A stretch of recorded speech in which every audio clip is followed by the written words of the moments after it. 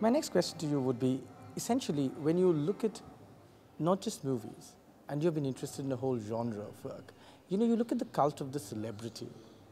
And when you look at the cult of the celebrity, the author as a celebrity, the actor as a celebrity, the artist as a celebrity, so much, and we were talking to Vikram Chandra and several other people about this, so much of it has become a vicious cycle.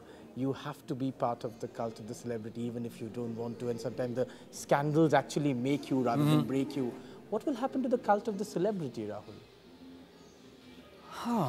I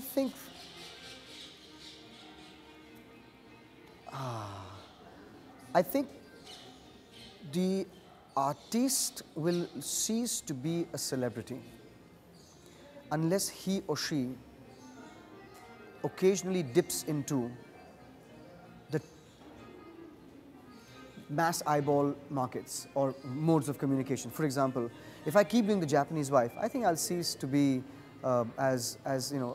whatever my popularity is today. I think it's going to just diminish. Then I have to say, okay, now do I have to walk around and take my clothes off naked in public and pretend I've gone insane? Or do I have to write a book? Or do I have to, do something else to reinvent myself? And for me,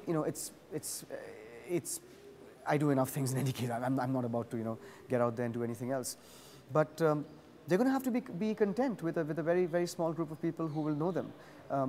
And I might be relieved by that. It might be kind of nice. But, it just depends how badly you want that so-called celebritydom. I've never, ever wanted it that badly. The 4 films I've chosen this year are all art house movies.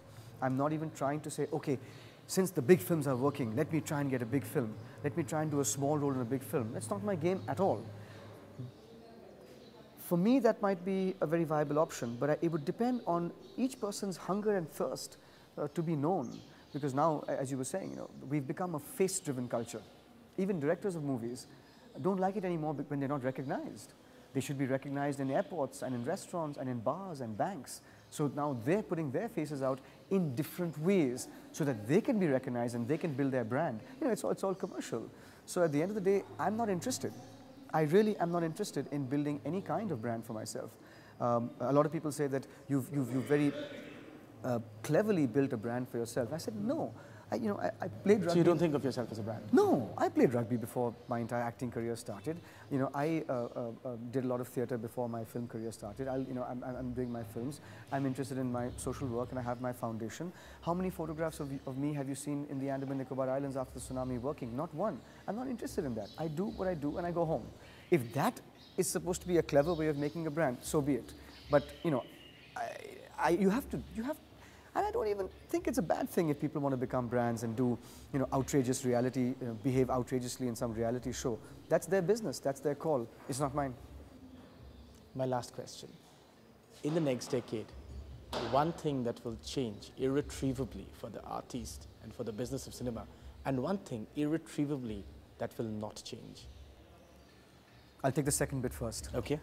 Irretrievably, something that will absolutely not change is the need to have a story with a soul.